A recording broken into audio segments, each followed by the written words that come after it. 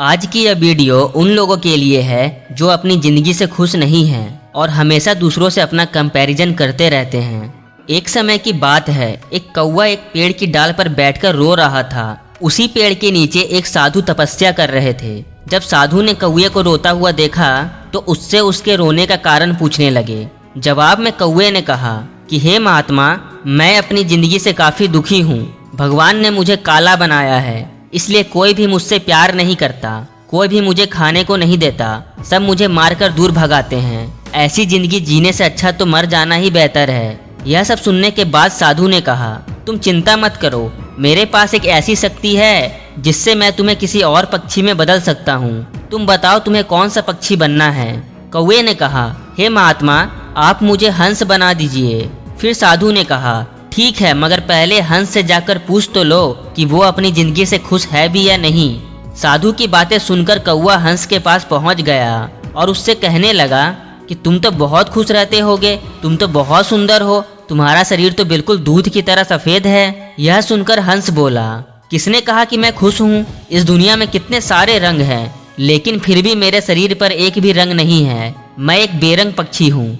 मुझे लगता है कि तोता इस दुनिया का सबसे खुश रहने वाला पक्षी है, क्योंकि वो काफी कलरफुल है। इतना सुनने के बाद कौवा उड़कर तोते के पास जा पहुंचा और बोला कि तुम तो काफी कलरफुल और सुंदर हो, तुम पक्का इस दुनिया में सबसे ज्यादा खुश रहते होगे। यह सुनने के बाद तोते ने उदास होकर कहा कि नहीं मेरे दोस्त, मैं खुश नहीं हूँ। तुमने अक्सर देखा होगा कि लोग तोते को पिंजड़े में बंद करके रखते हैं, इसलिए मुझे हमेशा डर लगता है कि कहीं कोई मुझे पकड़ ना ले और पिंजड़े में बंद ना कर दे।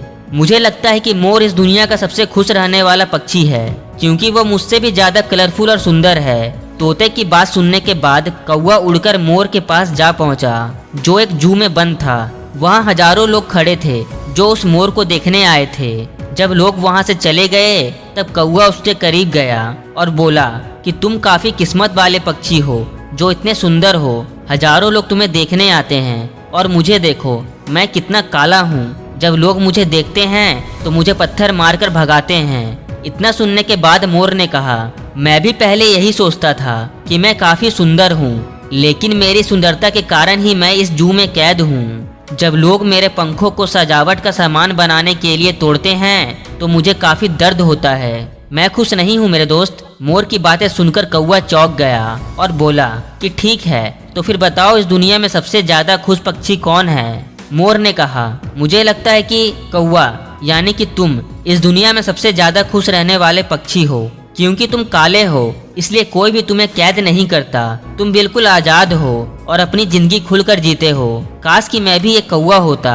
इतना सुनने के बाद कौवा वहाँ से उड़ गया। अब उसे किसी दूसरे पक्षी की तरह नहीं बनना था।